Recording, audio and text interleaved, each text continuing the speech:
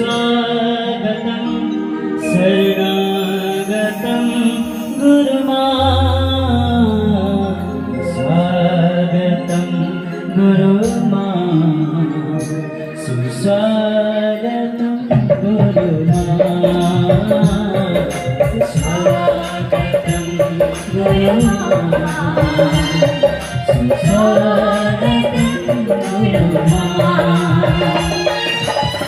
स्वागतं सुस्वागतं शरणागतं गुरुमां स्वागतं सुस्वागतं शरणागतं गुरुमां। जैसे एक बच्चे के पास एक खिलौना होता है ना, उसी प्रकार हम सब उन जगत जननी की खिलौने हैं। हमारा कोई भी औचित्य नहीं है भक्तजन, हम कुछ नहीं कर सकते हैं। उन्हीं जगत जननी की कृपा से हम सांस ले पा रहे हैं, हमारा शरीर है, हमारे पास भोजन है, हमारे पास पहनने के लिए वस्त्र है। उन्हीं जगत जननी परम्बा हमारी वाणी को शुद्ध करे। इसी प्रकार यहाँ पर हमारे कृष्ण द्वैपायन व्यास मुनि उनकी स्तुति करते हैं।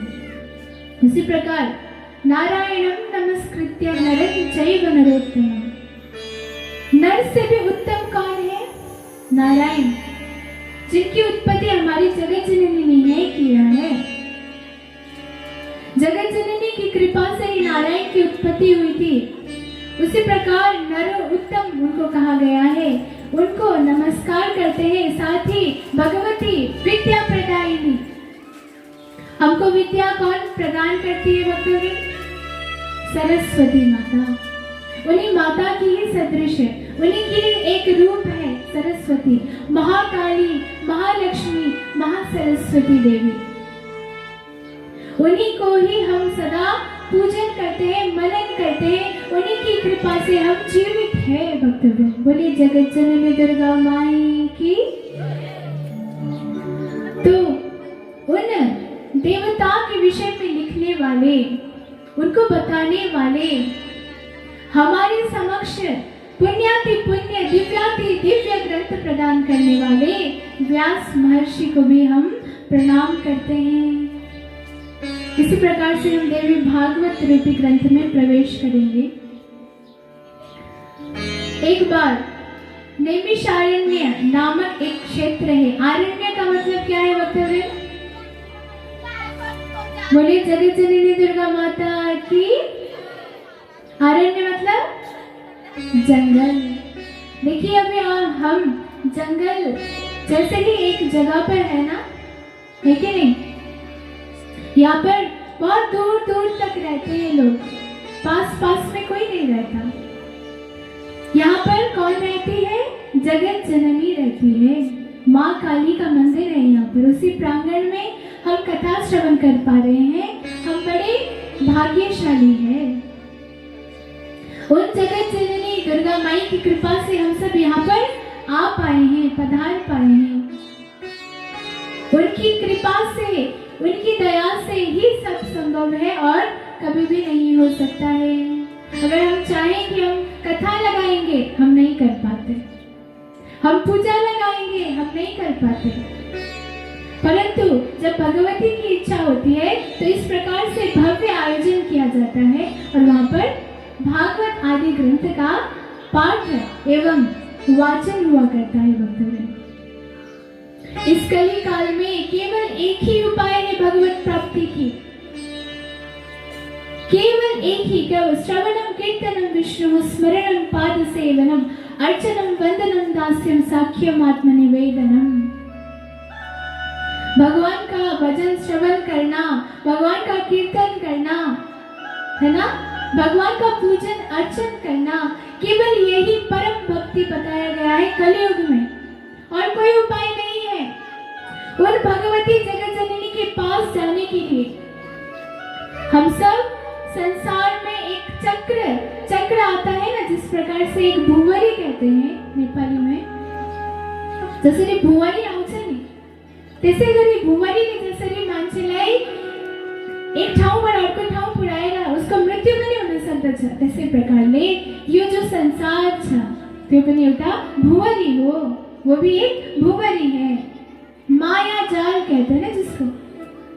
बोले जगत जननी दुर्गा माता की, उसी माया जाल से हमको तारने वाली तारिणी ऐसी भगवती की हम गाथा श्रवण कर पा रहे हैं। वो भी कैसे श्रवण कर पा रहे हैं?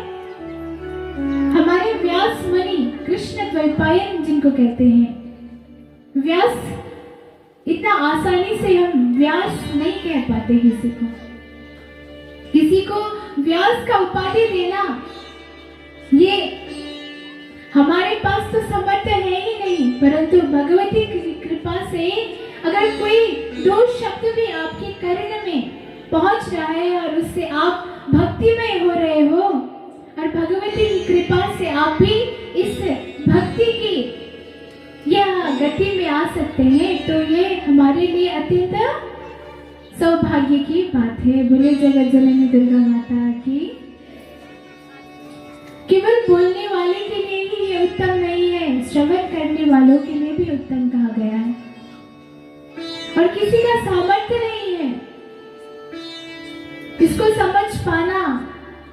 इस गाथा में जो बताया गया है उसको केवल सामान्य रूप से हम प्रस्तुत करते हैं, परंतु धीरे धीरे जैसे आप भक्ति में प्रवेश करेंगे उसी प्रकार आपकी भी भक्ति की वृद्धि होती रहती है। भक्तों, इतनी आसानी से आप भक्त नहीं बन सकते हैं।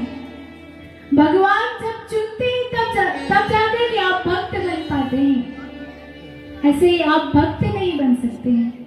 वरना संसार में इतने सारे मनुष्य हैं, सब लोग भक्त क्यों नहीं है? ये प्रश्न हम सबको आता है ना। बोले जगत जननी दुर्गा माता की। बहुत कम भक्त हमको दिखाई देते हैं। क्यों? क्योंकि भगवती की कृपा ही नहीं प्राप्त हुआ है।